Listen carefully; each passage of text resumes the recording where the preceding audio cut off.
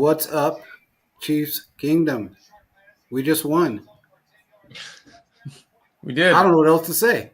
We just won a won a game. game, and I don't think we should trade Chris Jones. I don't know about you guys, but I put that up there for a reason. There's a reason I put that on there. That's because of all the haters that wanted to trade Chris Jones. That man literally was a beast the entire game. This is a man that hasn't seen a play in 6, 7 months, 8 months, and came out playing like a man possessed. So that's why the show's named that. Anyway, how you guys doing? Fantastic. Stressed. I'm gonna be honest, a little, just a tiny bit actually, and I'll Shouldn't explain be why now. here in a Why were minute. you stressed? Well, it's a Chiefs game, but I wasn't actually stressed. overall, I think it's a pretty positive game. But I'll get to that here in a minute. Yeah. Okay. Yeah. Well, what are we doing first? The generalizations about just the game, the general, our thoughts. Okay. Who's going first? You go You first. can. You seem to be just biting at the chomp there, so go ahead. Look, I'm very happy right now. And I say this just for two reasons. One, our defense has given up no points in 2 games. Okay. When you really consider it, 14 points and 9 points, I'm okay with that, especially against a tough Jaguars team. I'm not going to complain. The offense needs a little bit of time to gel. That's just a given. I don't think we need to go out and sign anybody. I think we just need to utilize the players that we have and utilize them in the right positions. Put them up against in the best position to win. That's the problem. We got a bunch of guys that are new on this team, second-year guys that are just trying to gel together. And I think it's going to take a little bit of time. We've been through this, not with the offense so much, but we've been through it with the defense. And things will get better. It got better. I mean, look, it just is what it is. And Juwan Taylor is causing problems right now. You got benched basically for a little bit. So that's pretty bad. And look, your offensive line has to gel, man. That is your number one priority, is having your offensive line gel, and they're not gelling right now. It's going to take a little time. I mean, he actually had Thuney get a false start. No matter how you look at it, that's what caused it. Thuney is not known for false starts. So I don't know, man. I think we did pretty damn well. Our defense is sick. I'm sorry, but our defense is sick. And there were some terrible calls in that game. I'm not going to lie. That was offensive pass interference on Watson when he got hurt. That was terrible. I mean, on Cook. Was it Cook or Watson? They jumped on. No, it was Cook. I'm pretty sure. It was Cook. I think that was offensive pass interference. It should have been called. There was a few calls that were very iffy. But it is what it is. There was when Chris Jones got horse collared, they should have called it, but they didn't. Yeah. It is what it is. You're not going to change that. That referee crew is terrible. But when it all comes down to it, we won the game, and Mahomes put up some really good numbers. Leading rusher. I don't know why they're keeping Pacheco out of the game as much as they are right now. I think he needs to be in more. They made the adjustments at halftime, though. Yeah, that's true. Quentin, what are your thoughts, man? Sloppy yet satisfying is how I would describe this game. I don't think anybody feels great about walking out of this game. There is a ton that the Chiefs need to work on, but I would much rather learn in a win than learn from a loss, and that's the opportunity that you are given. Red zone defense, fantastic.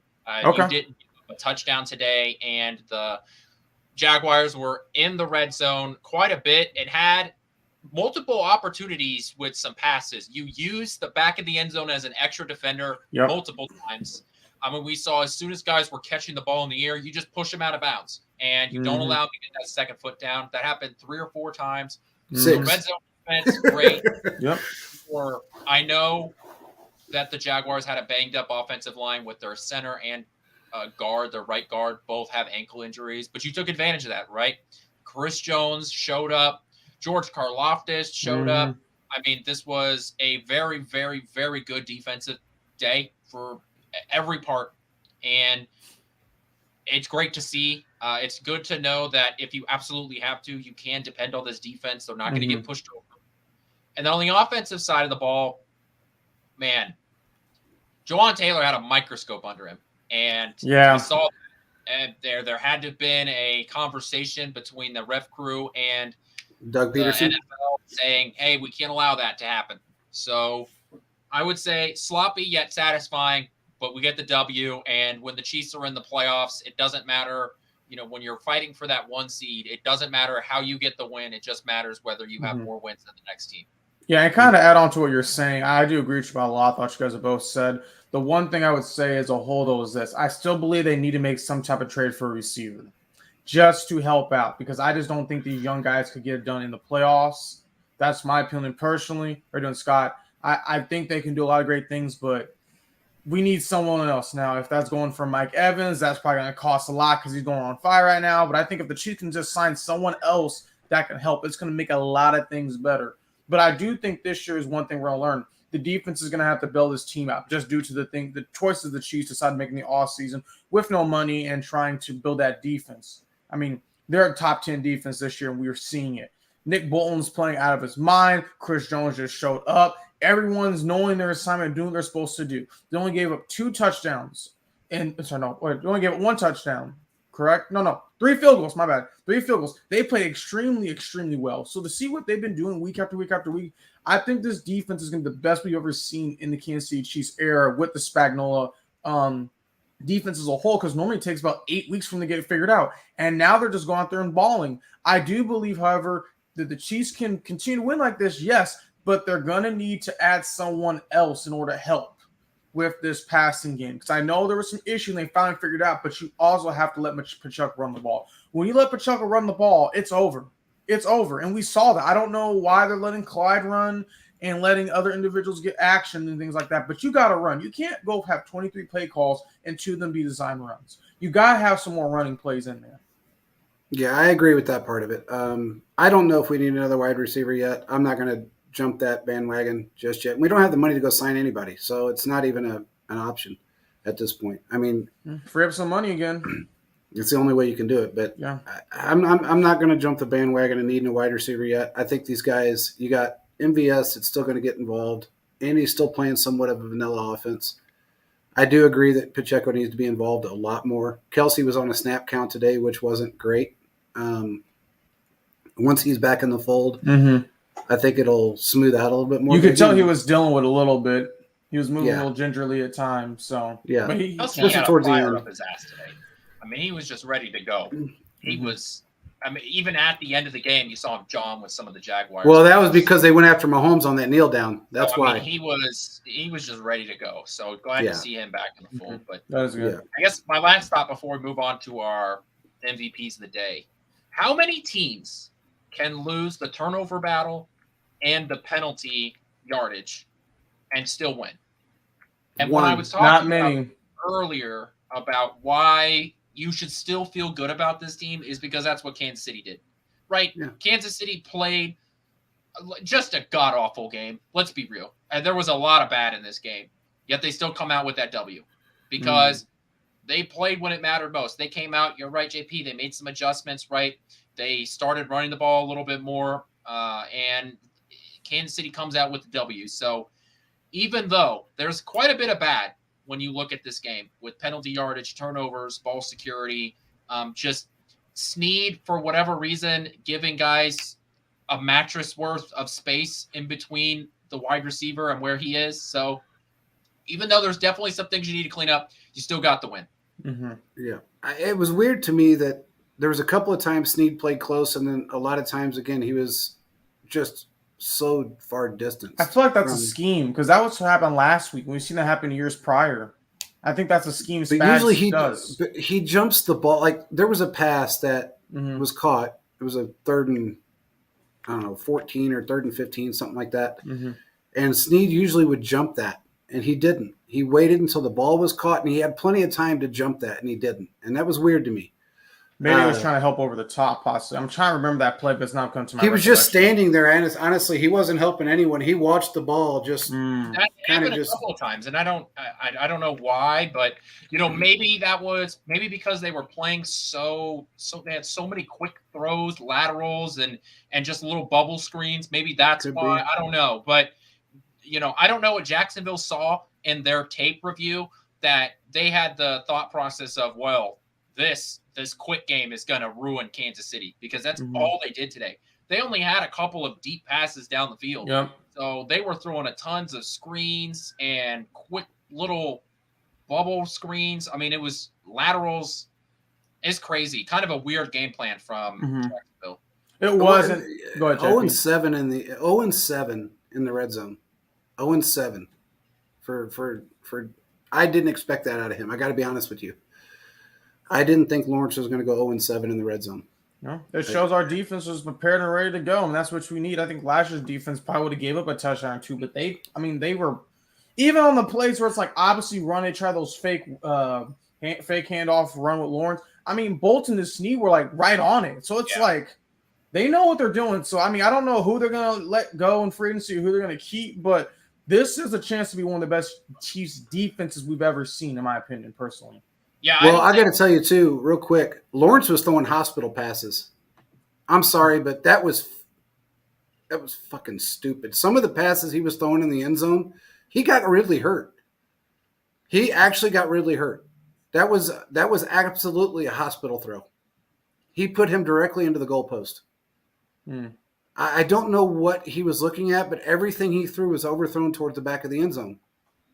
It was terrible. I'm sorry, but he was, and there was some over the middle that he did the exact same thing. When you got Willie Gay or Nick Bolton or even Justin Reed for that matter, barreling towards your guy and you fire a ball at him like that, just out of desperation, that's wrong, man. Well, sometimes you gotta get those quick passes in there. I think he was trying to. Our defense was that good at stopping the lanes. He was like, I'm gonna have to try to put up high and away, and it just unfortunately that's one of the side effects where we saw.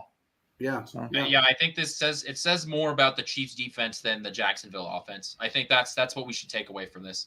No, I agree. I think what we see from that is that this defense is legit. Absolutely. They are playing top five ball right now. So, and the way everything is looking now, kind of wrapping things up, I mean, yeah, the Chiefs are 1-1. You could technically say they're 1-0 because the NFC lost. I mean, it counts, but it is what it is. I mean, look at some of these other teams in the AFC. I mean, I know we're only in week 2 and the evening games are just started, but it's kind of like the Jets are down. Yeah, the Bills just beat the Raiders, but the Raiders are okay. And look at some of these other teams like the Ravens ended up winning, but Burrow didn't do great. I'm looking at the stats now. I mean, I think the Chiefs have a good chance to do something great this season as well if they keep it up. But the offensive play calling and just offensive execution in general is concerning. And that's why I'm saying I feel like they got to make some sort of move. They got to make some sort of move in order to help put them over the hump. So years previously, we've seen them make a move. I think this is the time they have to do something. At least someone have someone there. So we'll have to see how it plays out next week. I think maybe if we can, when your offensive line breaks down like that, they did give Mahomes some time. I'm going to give him credit for that. But did you guys notice that Mahomes stayed in the pocket an awful lot in the first half? He did. He didn't scramble hardly at all. And that's kind of a trademark for us. When Mahomes scrambles, he gives the wide receivers time to get open. They got to do more of that. They need to do more of that. And that wasn't really happening in the first half of this game. That, and I think, honestly, I mean, you got a couple of pretty damn good weapons on this team. Tony came back with a vengeance, played well. Sky Moore, nice catch, in the fourth quarter, down to the 10-yard line. I think it's just everybody learning their assignments. And also, you got to remember, these coaches they're just now figuring out who to put on who. Who's the best guy in that position to win? And I think that's a lot of it right there. You got you got to really think about it. You got a lot of new faces on this offense. And they're not bad faces. Rashee Rice did very well. Didn't get to see Justin Ross, but look, I don't know, man. I just feel like right now we're 1-1, really, like you said, 1-0. Our defense is playing well. They may be the key to bail out this team long enough for this offense to gel. That may be what it is. Who knows? I'm not panicking right now until if it goes on through week 4, then I'll start to freak out a little bit. But right now I'm okay. I mean, I'm not scared at this point. We just played a very good freaking football team. We did. And we beat them. And we didn't allow them to score. 0-7 in the red zone. and we put up 17 points. Mm-hmm. So is that the best game Mahomes has ever had? Hell no. These are the last 2 weeks, actually, probably the two lowest scoring games Mahomes has ever had. I think he had one game against Arizona, and it was when his father-in-law passed out at the stadium, if you guys remember. They didn't have the greatest game, but he still did okay. Really well, yeah. Yeah. We have to remember that these aren't the same guys that we had last year or the year before. Mm-hmm. There's a lot of rookies starting in this game. I mean, they got to get used to each other. That's just really all it is. And they got to get used to playing with a guy like Mahomes. That's a difficult thing to do. Anybody can go in with a pocket passer and go, okay, yeah, this is easy. Go in there and play with a guy like Mahomes. It does. And maybe that's why he stayed in the pocket so much in the first half. Because he was trying to get these guys to understand his game, a little bit more. Playing against the divisional, really kind of not our division, but an AFC team, you want to kind of keep it somewhat conservative because you don't know what you're going to end up with. Now we know our defense can bail us out. Yeah. And with Chris Jones back, that's just huge. Mm-hmm. Huge. That's true. That's very true. Who are you guys' MVPs for this game? We'll go start with Quentin, then JP, then do myself. So we'll start with Quentin. Okay, so we'll start it on the offensive side. That's fine. I'm not going to take JP's away from him. I'll let him pick his. But I think I'm just going to go with Pacheco. Check mine. Rough first half, right? I mean, just didn't get the opportunity. And then that second half, he exploded, had that 31-yard rush right out the gate. Mm-hmm. And then, when a guy seals it for you, he's got to get a shout out. He had that really great pass block that was pointed out on the TV that Ian Eagle pointed out during the game. Mm-hmm. So I know the stats, 12 carries for 70 yards, isn't going to jump off the screen to you. And he wasn't involved in the passing game really at all. So I think I'm going to go with Pacheco just because I think we see the potential second year in the system. It did a great job. Led the team in rushing. So good job, Isaiah Pacheco. Mm-hmm. Who you got, JP? Hey, I'm going to say one real quick thing. I don't know if you guys knew this, but Pacheco was running for 10 yards a carry. On 5 yards, he had 50, or 5 runs, he had 50 yards, 51 yards. So that was like in between when he first got into the second half. 5 runs, 51 yards. That's insane. That's an insane amount of yardage to get in 5 carries. I'm sorry, but I know he had a 31-yard run, but he was still hitting it hard. So I really like that pick. I'm going to go with Juwan Taylor. I'm kidding. I think I'm going to say, Stroke, are you okay over there? Yeah, no, I had a little one earlier, but it went away. I really want to give it to Sky Moore. I do. I want to give it to Sky Moore. He did his job, man. I mean, he caught what he needed to catch. Actually, if I would, it's almost a split between him and Watson. For me, I have to give it to one of those guys. I mean, it's almost a tie for me with those two guys. Watson did a great job. He was open. He's the most reliable, underrated guy on our team. So who are you picking? You get one. Fuck, I'm going to have to go with Watson now. Damn it. All right. I'm going with Watson. He's just he's just so reliable, man. Yeah. He's always there. He's just there. there. I would have to say my guy is I'm going to have to pick KT. I know he had a rough first game, but he did a pretty good job for the most part. I mean, he had some great moves. I mean, that fumble, it's the Jaguars. They got some balls out. It is what it is. But if he continued to be in there and just had some big plays, not just hats off to him, what he was able to do after what he had to go through last week. So KT, I still don't believe he's a number 1 wide receiver, but I do believe with the emergence of him, what he just did and what he can do early in the season, I am in a more positive trend with him. So. Yeah, KT did a great job. I was a little iffy about that call because his knees were down when it was punched out. Yeah, it was. He was just spinning around. The guy swore his knee was down when the ball came out, but maybe I'm wrong. Maybe I'm thinking of a different play, but I could have swore his knee was down. But I don't know. I agree with you. He did a great job. He came back. He played well. It was a little concerning to watch the kick return or the punt get fumbled. That was a little concerning to me. But it wasn't him, so it doesn't really matter. Let's go to defense. Quentin, go and start up for us. Easy pick. all day, every day, Chris Jones. Let's go. Coming back, legs are fresh. I was kind of worried there'd be some rust, just because there's a difference between, hitting the bench press in the basement of your house versus going up against 300-pound men in an NFL game. But guy was ready. He was ready to go. He was fired up. End of the day with 1.5 sacks, was constantly putting pressure on Trevor Lawrence. I'm just going to give it out to Chris Jones because he was the most impactful player on that defensive line today, and it's really not that close. Chris Jones. And I mean, don't let this Chris Jones fool you. Those ocean poles when you're fishing, that's a lot of reeling. Oh, so okay, okay. We're moving on. Okay, all right. JP, who do you got? He took my guy. So, honestly, I would have to just say the secondary. I'm not even going to pick a guy. I'm just going to say the secondary.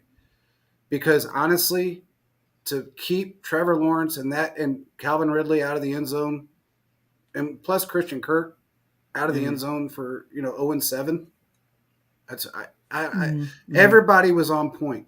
Everybody was on point with that in that secondary today. I was so pleased with everybody. I mean, I guess if I had to give it to one guy on the secondary, I want to give it to Cook. Okay. I do. I mean, he did a great job. The entire game, he did a great job. But that entire secondary was phenomenal. I don't know. I don't know. It's crazy. Who you got? I have to say, I'm going to have to give mine to Bolton. Again, he's showing why he's the next Derek Johnson or greater than Derek Johnson.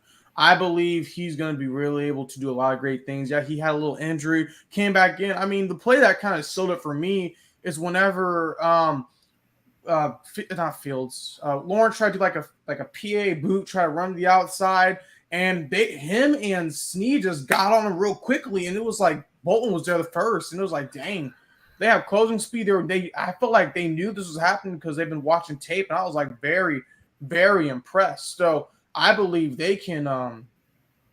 He's going to do some things this year. He's got to win Defensive Player of the Year. I feel like, and it's going to be because of what he's doing. Because he's shown me year after year after year. It don't matter if we're down 24-0 or we're up 25-2. I'm still going to go out there and ball. And he has shown that every single game. Yeah, I think like his Chris. injury was just a cramp. Because we were talking on the field that it was like 115 degrees on the field because 120 of the snow and the humidity. Yeah.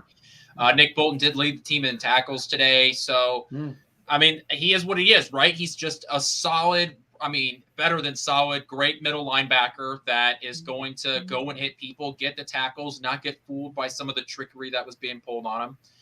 If it weren't for Nick Bolton, we might be talking about Jacksonville breaking out some of those lateral passes for bigger yardage because you're right. He was on top of it today. So yes, really sideline to sideline. Nick Bolton was a great pick. Just a couple guys that need some shout outs. Felix Anudike-Uzomah got a half sack today. So Karlaftis. He got a pass sack and a half. Yeah, George Karlaftis ended the game with a sack and a half. Mike Dana ended the day with a half sack. When you see so many different guys end up in the sack column, even if it is just a half sack, that means you're getting pressure from all sorts of different places. So, JP, you brought up how good the secondary was with Trent McDuffie playing so well. Jalen Watson coming up with that big hit. Yeah, that hit was amazing. This whole team was just ready to go. Leo Chenal just showing up with that, once again, just sideline to sideline, this linebacker core. I told you at the beginning of the year, this linebacking core might be the strength of the defense moving forward. And today it showed. This defense played so well, and there's not much more I can say about it. No, and I got to be honest with you. I expected McDuffie to play the way he played. That's why I didn't give him an MVP today because I expected it. He is just one of those guys that is so good. But I felt like Cook, he played his part. He doesn't get enough recognition, and I feel like he's done a great job. He did the entire secondary did a great job, though. The linebackers were – Willie Gay is so freaking athletic, dude. I got to say, he is an athletic dude. When you put him on a wide receiver like they did, and he was toe for toe with that wide receiver, I was like, holy shit, this dude he's just too good. He's just too fast. He's too athletic. And by the way, do you think Trevor Lawrence does yoga? Why? Because, I don't know. Well, this is why I ask. When he got sandwiched between when Chris Jones hit him, and he went face first into, I don't know who it was, one of our defensive players. He was completely bent backwards in a horseshoe, and he stood right back up like it was nothing.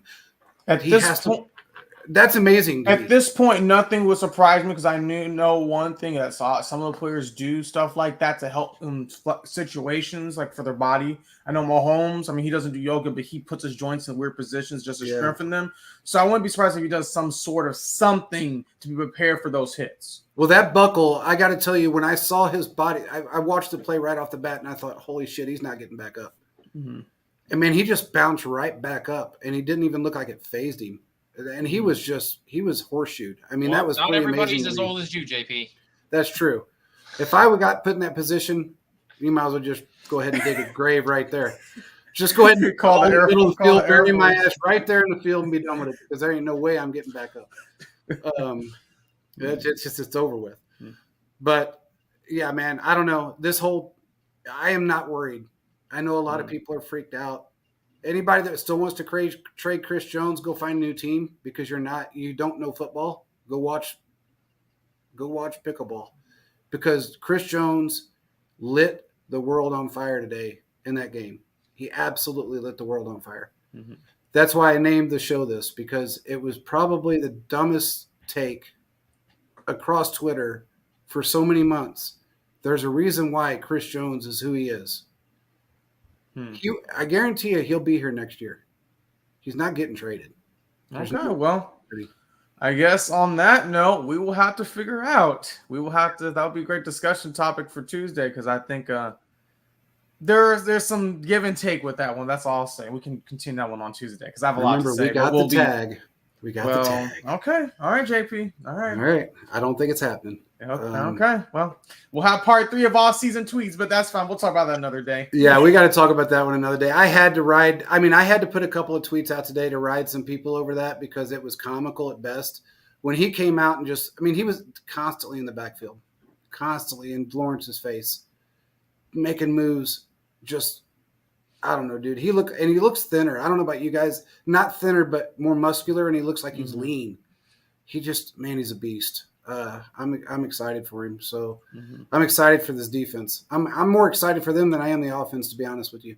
I really am. I feel great for them guys. He said can't afford the tag. We don't know yet, Scott. We don't know what the tag will be yet. We'll find out at the end of the season, but we'll see. And it is another new year with new money. So we'll just have to see how it works out. But with that being said, I know this is going to be a short show. We just wanted to give our take on it really quick and laugh at everybody that wanted to trade Chris Jones. And that's what we did. So with that being said, we appreciate everybody for joining. We'll talk to you guys on Tuesday at 8 p.m. Central. Peace out, everybody.